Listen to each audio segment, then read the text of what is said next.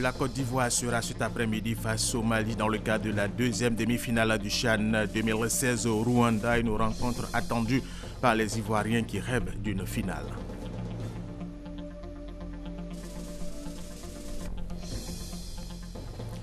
Une centaine de participants issus de 5 pays post-conflit en Afrique, dont la Côte d'Ivoire, sont réunis ici à Abidjan dans le cadre d'une conférence internationale sur l'amélioration du climat des affaires.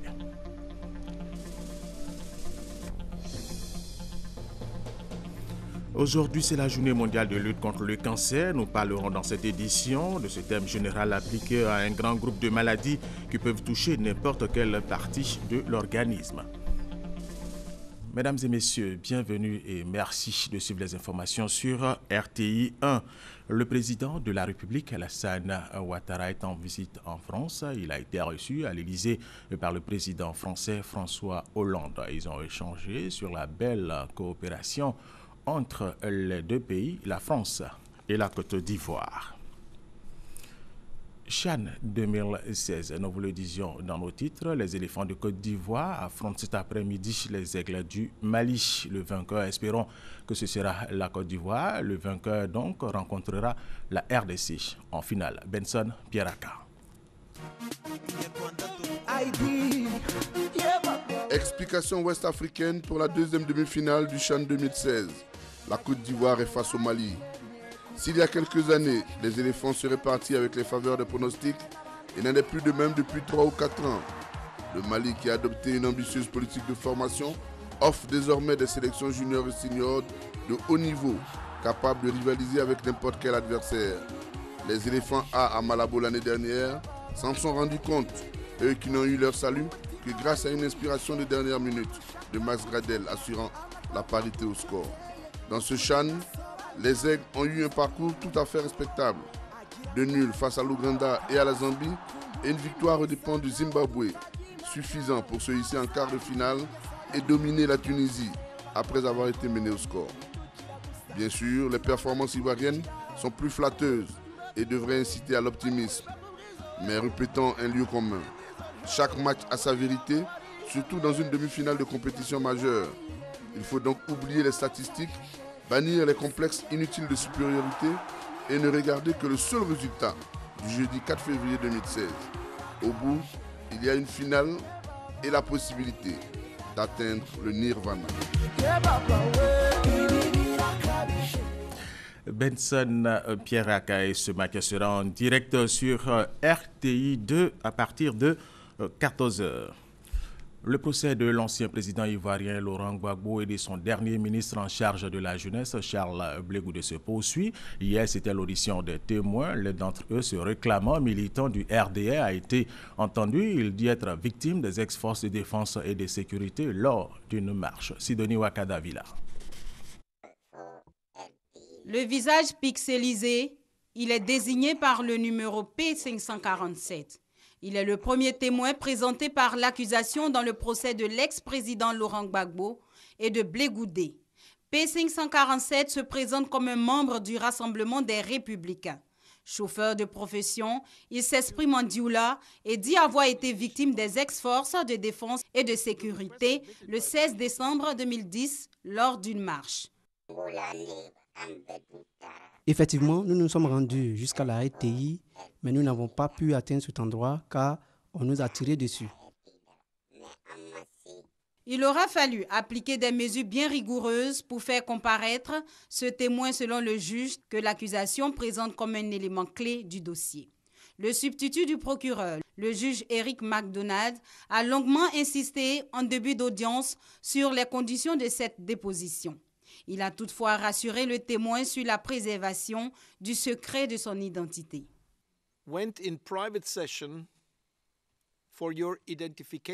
Nous sommes passés à huis clos au moment de votre identification. Cela signifie qu'à part nous, personne ne connaît votre nom. D'autres témoins seront entendus ce jeudi. Rappelons qu'hier, Charles Blé Goudé, l'ex-leader de la jeunesse proche de Laurent Gbagbo, était face au juge. Surnommé le général de la rue, il a clamé n'être responsable d'aucune goutte de sang, niant ainsi être l'instigateur de graves violences pendant la crise post-électorale de 2010 contrairement aux accusations de la procureure Bensouda Fatou. Deuxième grand titre de cette édition, une centaine de participants issus de 5 pays post-conflit en Afrique, dont la Côte d'Ivoire, sont réunis ici à Abidjan dans le cadre d'une conférence internationale sur l'amélioration du climat et des affaires. Cela à l'initiative du groupe de la Banque mondiale. Le Premier ministre Daniel Kablan-Duncan a pris part à cette conférence. Noël Nyanyo. Sur la nécessité évoquée par la Banque mondiale d'intensifier le niveau des investissements, le gouvernement s'en tire à bon compte. L'amélioration du climat des affaires contribue aujourd'hui à augmenter l'investissement privé qui est passé de 5,6 en 2011 à 10,7 en 2015. L'objectif du gouvernement est d'atteindre un taux minimum de 15% du PIB en 2020 pour les investissements privés dans le cadre donc du plan national 2016-2020. Des efforts du gouvernement, mais également un accompagnement plus accru des partenaires financiers. Une attente comblée car, outre le Japon, la Banque mondiale a consenti à étendre ses appuis à l'ensemble des maillons essentiels de la réglementation des affaires, dont les licences et les inspections des entreprises. Les licences et inspections sont nécessaires pour mieux réglementer les secteurs d'activité car elles visent le noble objectif de protéger les citoyens et les droits fondamentaux des consommateurs. Elles garantissent la réduction donc, des risques potentiels liés aux activités des entreprises sur la santé, l'intégrité physique, mais aussi au niveau donc, de l'environnement. Ces licences concourent surtout à la compétitivité des entreprises, d'autant qu'elles assurent la promotion et le respect des normes de qualité des produits et services. C'est à ce prix que nous pourrions capter le flux d'investissements directs étrangers et locaux nécessaires à atteindre nos objectifs de développement économique et d'amélioration des conditions de vie de nos populations. Les travaux de la conférence internationale sur l'impact des réformes de la réglementation des affaires dans les pays post-conflit prennent fin ce jeudi.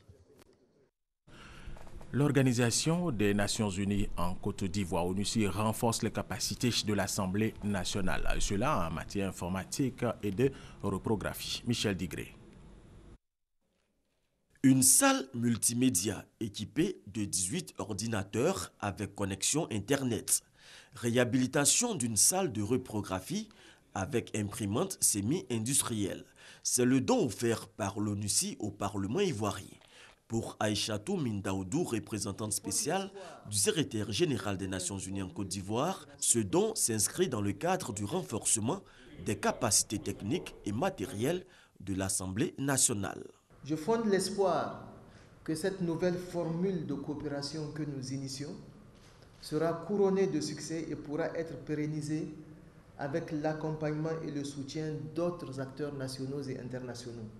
Pour les parlementaires, cet appui en outils informatiques contribuera à améliorer les conditions de travail à l'hémicycle. La réalisation de ces deux projets à impact rapide vient de renforcer la capacité de notre Assemblée sur un chapitre important, celui de la capacité d'accès de ses membres à Internet et celui de la capacité de ses services à mettre à la disposition des députés et du personnel tous les documents nécessaires à la bonne conduite de ces missions.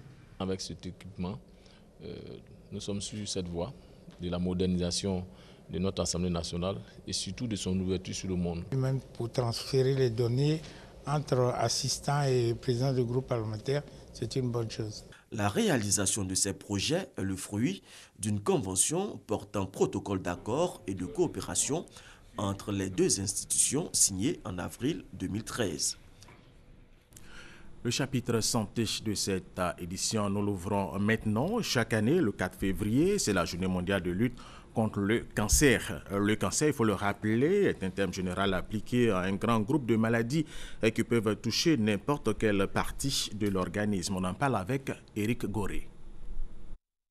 Le cancer, une maladie caractérisée par une prolifération cellulaire anormale au sein du tissu de l'organisme. Première cause de décès avant l'âge de 65 ans au Canada et en France. Les types de cancers varient selon les continents et les régions. En Asie, les cancers de l'estomac, de l'œsophage et du foie sont fréquents à cause de l'alimentation très salée et fumée des populations. En Afrique subsaharienne, les cancers du foie et du col de l'utérus sont répandus à cause de l'hépatite et du papillome humain. En Amérique du Nord et en Europe, Les cancers du poumon, du côlon, du sein et de la prostate sont fréquents pour diverses raisons. La consommation abusive de la cigarette et de la viande rouge fait augmenter rapidement les risques de cancer. Le cancer se développe en 2 étapes. D'abord l'initiation, qui montre les premiers signes cliniques de la maladie. Ensuite, la progression de la maladie dans le corps. Pour réduire les risques du cancer, il faut se départir des mauvaises habitudes de vie, selon Dr Ayemou. Il faut que l'homme respecte certaines mesures, avoir une hygiène de vie saine, avoir une alimentation équilibrée, faire une activité physique régulière, éviter le tabac, éviter l'alcool. Des avancées notables dans la lutte contre le cancer sont constatées. En Côte d'Ivoire, le gouvernement ivoirien s'investit dans la lutte. Nous avons 90 sites opérationnels de dépistage du cancer. Le gouvernement a vacciné environ 16 000 au cours de l'année 2014 contre le cancer du col de l'utérus. Il existe une centaine de variétés de cancers qui peuvent se loger dans les organes du corps humain. 12 000 cas sont signalés en Côte d'Ivoire. Un sondage réalisé par l'OMS en 2012 montre que 14 millions de personnes dans le monde sont atteintes du cancer. Les mutuelles sociales de Côte d'Ivoire ont désormais le fêtier. L'Assemblée générale constitutive de cet outil de solidarité a permis aux délégués de porter leur choix sur la personne de Soro Mamadou comme premier président. Son mandat va durer 5 ans, nous dit Doigt de Laser. L'Union nationale de la mutualité de Côte d'Ivoire, UNMCI, vient de naître à l'issue de cette assemblée générale. 55 mutuelles sociales ivoiriennes donnent leur caution pour la mise en place de leur fêtière. À la tête, un président du conseil d'administration, Soro Mamadou, élu par consensus pour un mandat de 6 ans. L'unité est l'un des premiers engagements que nous devons relever. Oui, nous devons encadrer toutes ces populations en les aidant à créer des mutuelles, que ce soit dans le secteur informel. La solidarité, ça doit être une projection pour l'ensemble des populations. Le ministre de l'Emploi et des Affaires sociales, Moussa Dosso, et le président de la Fédération nationale de la mutualité française, Étienne Kania, par ailleurs invité spécial, ont encouragé l'initiative. En matière de protection sociale, rien n'est possible sans un engagement des acteurs. Vous avez besoin d'une structure qui puisse parler en votre nom. Plus que jamais, les mutuelles sociales constituent un maillon important du dispositif d'extension de la couverture du risque maladie. Aider la Caisse nationale d'assurance maladie à couvrir le territoire national et l'enrôlement de leurs adhérents. L'Union nationale de la mutualité de Côte d'Ivoire apparaît au bon moment, soulignent certains responsables des mutuelles sociales. L'Union va servir de socle pour relever de grands défis ensemble. Les journalistes doivent se réjouir d'avoir cette opportunité. Il est le premier dirigeant qui laisse son empreinte, qu'on dise vraiment le président Soro Mamadou est un visionnaire.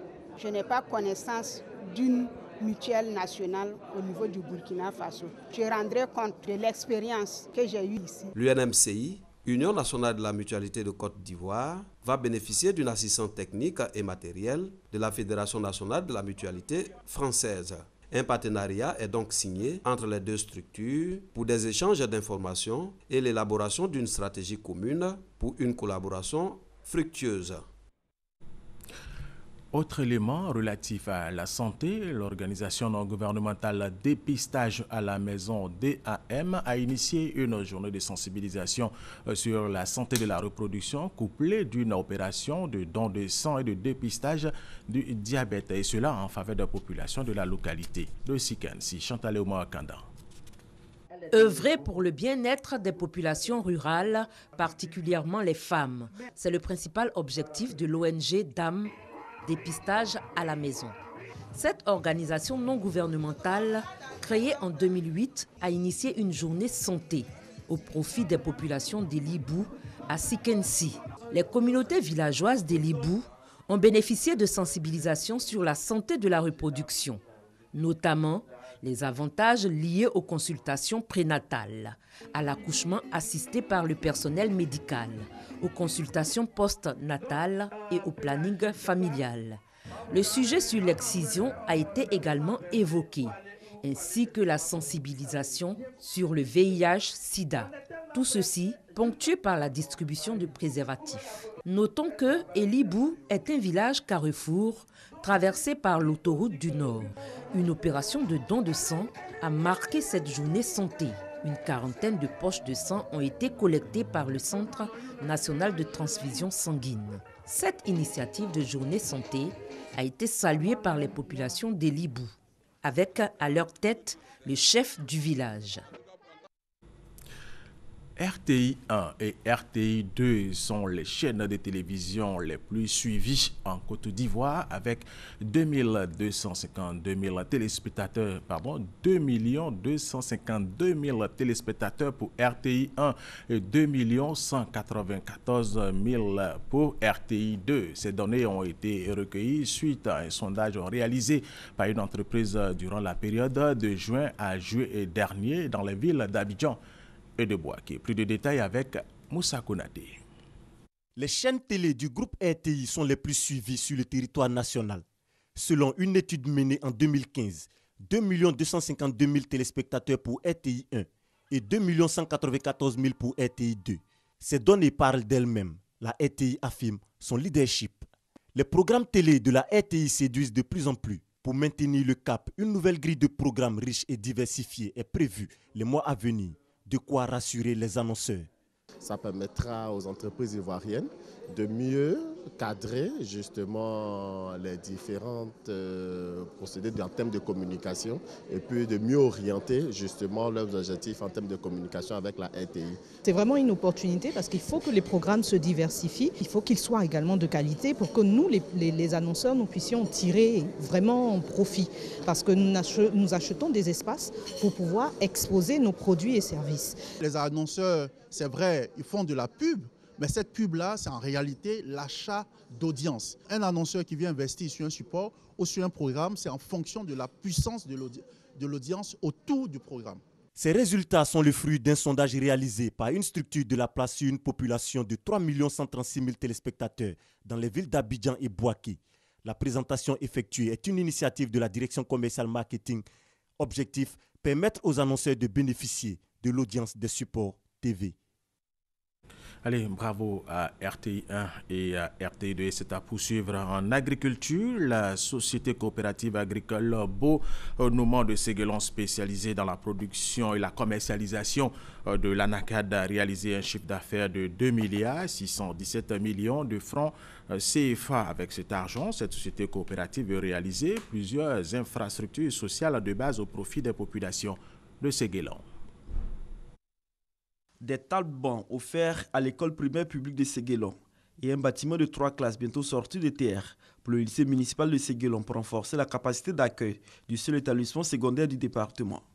Le tout d'un montant de 30 millions de francs CFA, un projet de la société coopérative agricole Bonouman de Séguelon dans la région de Kabadougou. Cette action est le fruit des efforts consentis au cours de la campagne agricole écoulée, car au cours de cette période, la société coopérative Bonouman de Séguelon a enregistré la commercialisation à l'export et sur le marché local de plus de 4 millions de tonnes d'anarcades pour un chiffre d'affaires de 2 617 millions de francs CFA. Au cours de l'Assemblée générale, le président de la coopérative, Mamadou Kone, a rappelé les actions menées en faveur des producteurs. Il s'agit entre autres des prêts scolaires, de la subvention, de la mise à disposition de matériel et entrants agricoles de plus de 10 millions de francs CFA. Pour la prochaine campagne agricole, Mamadou Kone et ses camarades veulent faire plus. C'est pourquoi ils envisagent la formation des délégués et la sensibilisation des producteurs au respect des bonnes pratiques agricoles. Des initiatives saluées par le secrétaire général de préfecture de Séguelon, Bertin Zézé Tetiali, demandent à la coopérative de faire plus pour le bien-être des membres. Mais déjà, les producteurs devront faire face à d'autres soucis, notamment l'insuffisance de véhicules de ramassage, la pénurie des sacs de brousse et la dégradation des routes. Elle est toujours en agriculture. Justement, le Conseil du coton de l'Anacada prépare activement la campagne 2015-2016 de la commercialisation de la noix de cajou. Il distribue gratuitement aux producteurs des sacs pour la conservation de l'Anacada dans les zones de production. Soro Corona, Kwadjo Kwame, RTI Bouaké. 200 000 sacs brousses distribués aux producteurs d'anarcades du centre du pays. Cette distribution annonce l'ouverture de la campagne de commercialisation de l'anarcade au titre de l'année 2016. À Brobo, 16 000 sacs ont été remis gratuitement à plus de 5 000 producteurs issus de 64 villages. Occasion bien choisie par le Conseil du coton et de l'anarcade pour sensibiliser et former les producteurs sur les techniques de ramassage, de séchage et de stockage de la noix de cajou. Koulibaly Abiba, délégué régional du Conseil du coton et de l'anarcade, a invité les paysans à réellement utiliser les sacs brousses pour une meilleure qualité de la noix de cajou. Les producteurs ont également été exhortés à la vente groupée afin d'éviter d'être grugés par des acheteurs véreux. Il est intéressant de vendre de façon groupée parce que ça leur permet d'avoir de très bons prix, de vendre bien, ils ne se font pas gruger la plupart du temps par les pisteurs. Ça leur permet de mieux négocier leurs produits. Les producteurs bénéficiaires ont salué les efforts que consent le Conseil du coton et de l'anarcade pour l'amélioration de leurs conditions de vie et de travail. Il faut appeler la population pour les conseiller, de ne pas garder ça, mettre le manioc et puis les choses dedans. Il faut seulement la noix d'acajou. Pour la campagne de commercialisation de l'anarcade 2015-2016, le Conseil du coton et de l'anarcade a pris des mesures pour le respect des prix borchants. Allez, tout à fait autre chose à présent. La mairie de Yamoussoukro a inscrit l'éducation et la santé au rang de ses priorités.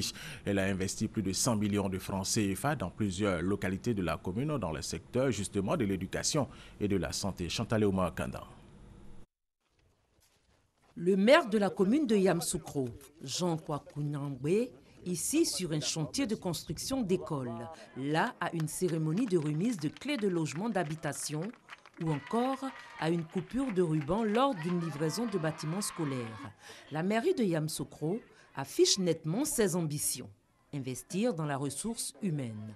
Ce, en s'appuyant sur l'adage qui dit qu'il n'y a de richesse que d'hommes. C'est pourquoi le maire Jean Kwaku Nyambé place l'éducation et la santé au cœur du développement local. Acte concret, le week-end dernier, 3 salles de classe avec bureaux ont été remises à la population de Ndakonankro. À Saabo, ce sont 5 classes achevées qui attendent d'être livrées.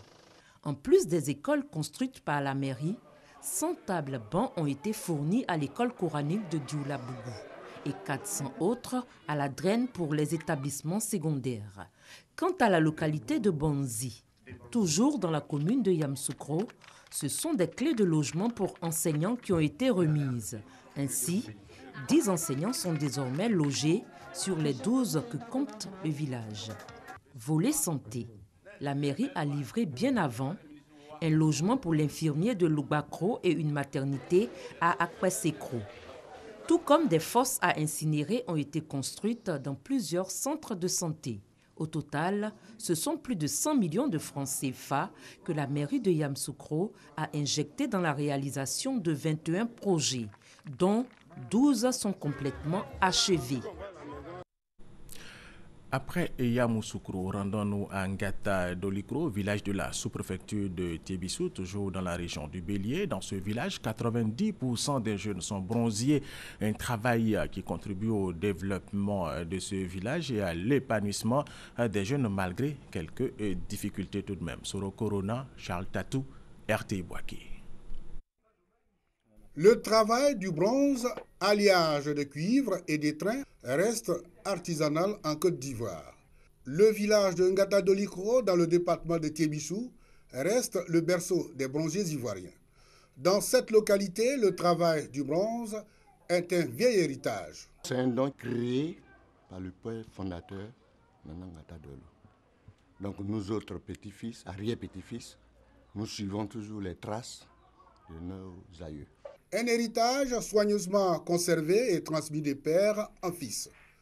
Kofi Bertin, bronzier depuis 20 ans. Je partais à l'école, en classe de CE1, j'ai perdu mon papa. Arrivé un moment où j'ai besoin d'argent, j'ai trouvé que mes frères, mes amis, ils sont tous dans la bijouterie. Donc j'ai décidé de m'investir aussi dedans. Le bronze et la cire d'abeille, matière première de ces artisans, subissent 8 étapes avant d'obtenir les objets d'art, les bijoux et les parures des chefs traditionnels. De la fonte de la cire à la coulée du bronze, en passant par la confection des designs et la décoration, tout se fait à la main. Ce métier fait vivre plus de 300 jeunes à Ngata Dolikro. Quand on dit basse-côte là, les jeunes de Ngata Dolikro ne sont pas dedans parce qu'eux, ils sont tous des bijoutiers. Souvent, je peux faire une vente de 1,5 million, souvent de 2 millions. Cependant, plusieurs difficultés obligent certains artisans à abandonner le travail du bronze au profit de l'agriculture. Au niveau du bronze, au niveau de scie, tout est devenu cher et les clients payent moins cher. À cause de ça, les frères, ils ont quitté le métier.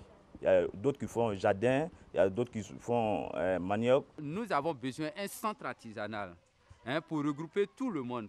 Les touristes, et les blancs, toutes ces choses vont venir à Ngata Dolikro pour payer. Outre le manque de salles d'exposition, les bronziers de Ngata Dolikro sont confrontés à une question d'organisation. Les artistes de Côte d'Ivoire ne veulent plus vivre dans la précarité. Pour ce faire, ils ont décidé de mettre sur pied une association dénommée Capacich, collectif des artistes et promoteurs des arts de Côte d'Ivoire, pour s'aider mutuellement. Nous, Sangaré, Vénance et Maniamière. Une nouvelle organisation dans le monde des arts en Côte d'Ivoire, le Capaci, le collectif des artistes et promoteurs d'art de Côte d'Ivoire. C'est une association qui vise à défendre les intérêts matériels et moraux des artistes et surtout de contribuer à l'amélioration de leurs conditions de vie pour leur meilleur épanouissement. Il faut dire que l'artiste ici en Côte d'Ivoire souffre trop parce qu'on n'est pas organisé. Ce qui fait qu'on est laissé pour compte. Il est évident que la solution ne viendra pas d'ailleurs. Je pense que la solution doit venir de notre organisation, nous-mêmes en tant qu'artistes, pour que chacun puisse exercer son talent dans un environnement moins hostile et qu'il puisse s'épanouir comme il faut. Le Capaci regroupe tous les corps de métiers évoluant dans le domaine des arts en Côte d'Ivoire. Entre autres, la musique, les arts plastiques, le cinéma, la comédie et la danse. Dans les jours à venir, le collectif prévoit de rendre un hommage aux pionniers et mécènes des arts en Côte d'Ivoire. Nous voulons cette année rendre un hommage à des grands comme Bernard Bédadier, comme Thérèse Tabar, comme Moudiped, et à des mécènes comme le ministre Ahmed Bakayoko, à des ministres comme Moussa Dosso, qui organisent un festival international de reggae. Mais c'est bon pour la Côte d'Ivoire et c'est bon pour les artistes de Côte d'Ivoire. Créé en décembre 2015, le collectif des artistes et promoteurs d'art de Côte d'Ivoire Capaci compte plus de 200 membres. Cette organisation entend créer des sections à l'intérieur du pays pour être plus efficace et pour prendre à bras le corps le problème des personnes évoluant dans le domaine des arts. En Algérie, le Parlement s'est réuni pour voter un projet de révision de la Constitution qui rétablit la limitation à 2 du nombre de mandats du président et interdit aux binationaux les hauts postes dans la fonction publique. Une mesure qui suscite la colère dans la communauté franco-algérienne. L'Union européenne a approuvé hier mercredi les modalités de financement d'un fonds d'aide de 3 milliards d'euros destiné aux réfugiés syriens vivant en Turquie. Cela en contrepartie de l'aide d'Ankara pour freiner les flux migratoires vers l'Europe. Rappelons pour terminer, la Côte d'Ivoire sera cet après-midi face au Mali dans le cadre de la 2e demi-finale du CHAN 2016 au Rwanda. Une rencontre attendue, très attendue par les Ivoiriens qui rêvent d'une finale et pourquoi pas qui rêvent de remporter cette coupe. Et ce sera en direct sur RTI 2 à 14h. C'est la fin de cette édition. Merci de l'avoir suivi.